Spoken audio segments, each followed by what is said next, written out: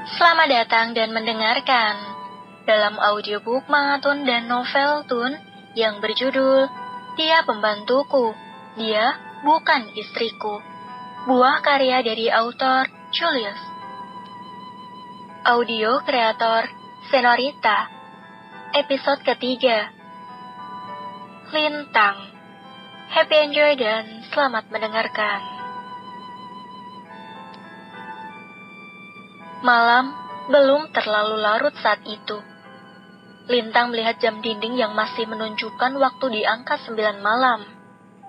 Matanya juga masih enggan untuk terpejam. Ia hanya berbaring di ranjangnya yang tidak terlalu besar sambil melamun. Lintang terkenang kakek Frankie. Kakek Frankie tidak berbeda dengan kakek kandungnya Suharja. Mereka teramat menyayangi Lintang. Lintang ingat, ia pindah ke Jakarta saat usianya masih 13 tahun. Saat itu, ia tinggal bersama kakek dan neneknya, juga ibunya. Kehidupan keluarga mereka sangat sederhana.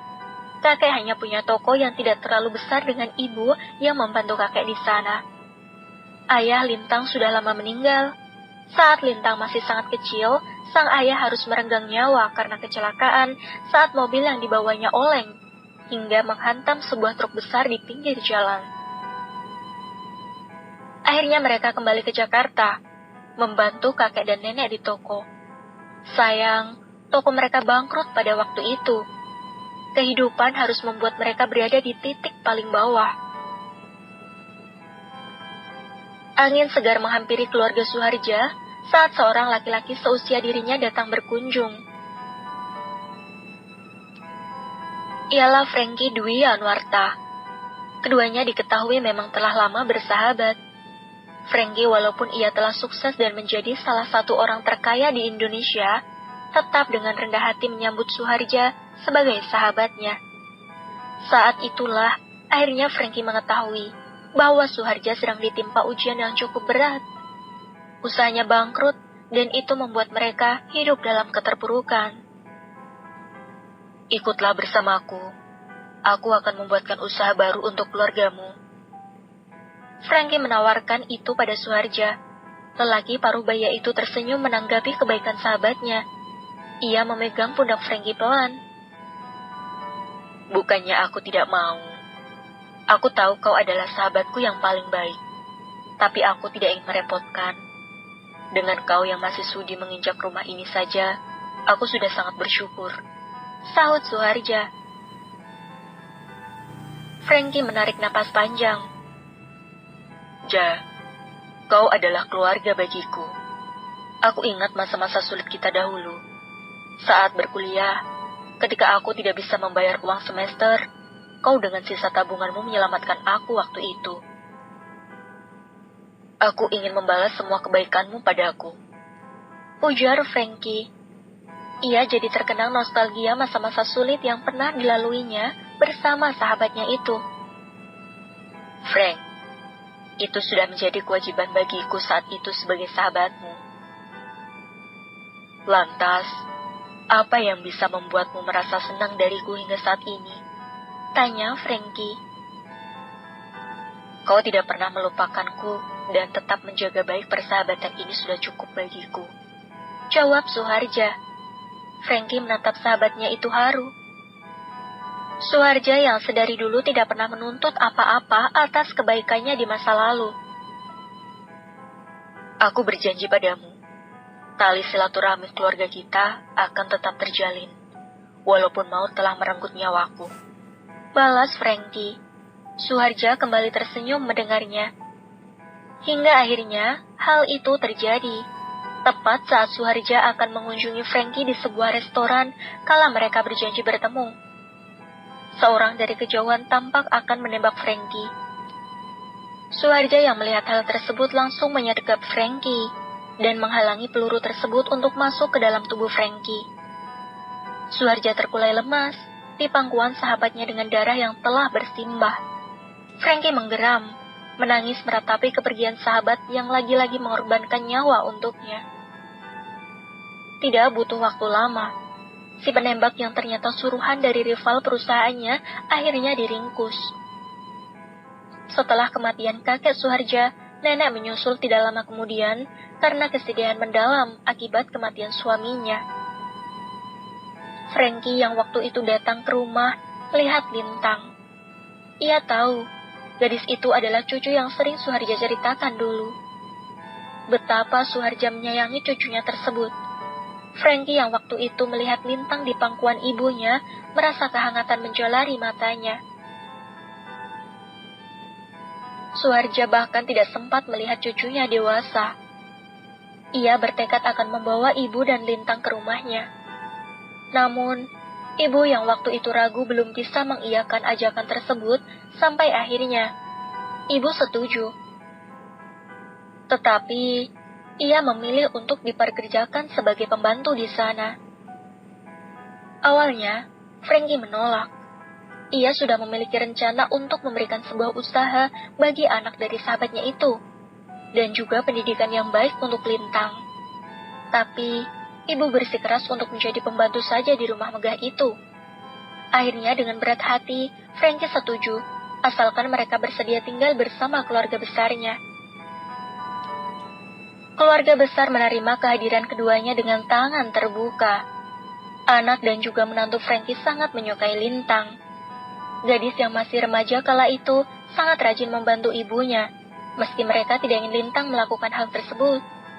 Frankie juga sangat menyayangi Lintang seperti cucunya sendiri.